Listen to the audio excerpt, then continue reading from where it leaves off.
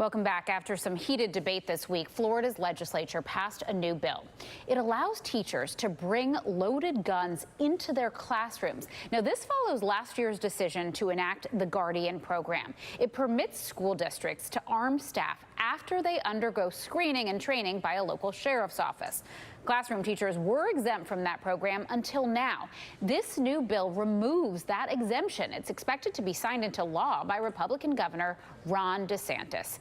School districts do have to opt into the Guardian program for teachers to be armed. Now, so far, only 25 of the state's 67 school districts will participate, but that's still a lot. And joining me now to talk about this is Florida State Representative Shevrin Jones. He unsuccessfully tried to pass an amendment to that bill, which would require faculty and staff to undergo implicit bias training if they decide to carry firearms. Congressman, thank you so much for joining us.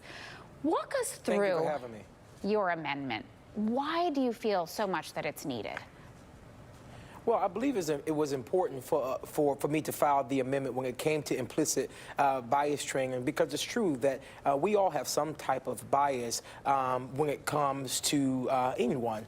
And so I felt that it was important that if we're going to put guns inside the classrooms of teachers, that those teachers should go through some type of implicit bias training, just not diversity training. Diversity training is one thing, but implicit bias training is a totally different type of training. Harvard University has the implicit project in which any individual can go online and take this assessment. And even me, myself, there is a bias that I have, and I thought that it would be very important that teachers, if this is the direction that we're moving in, that they too should take this type of training, so they understand that there is an inconsistency of how we are treating our black and brown students in terms of their white counterparts.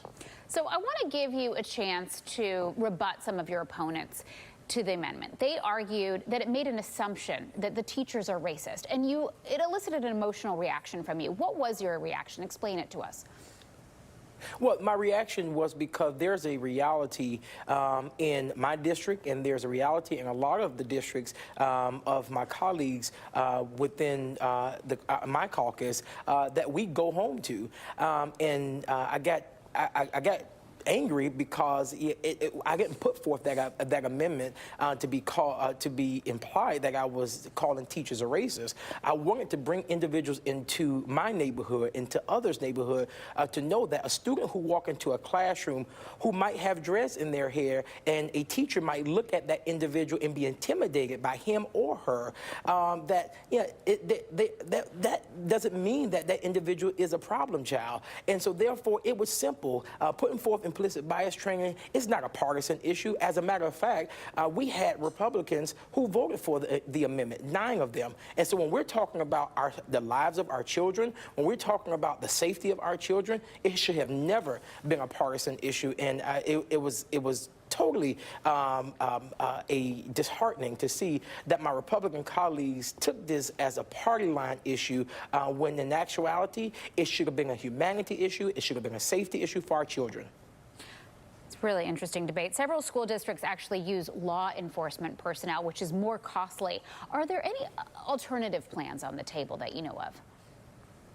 That I know of, there are no alternative plans on the table. But I will say this, that when we are looking at school safety, putting guns in the hands of teachers, teachers did not sign up for that.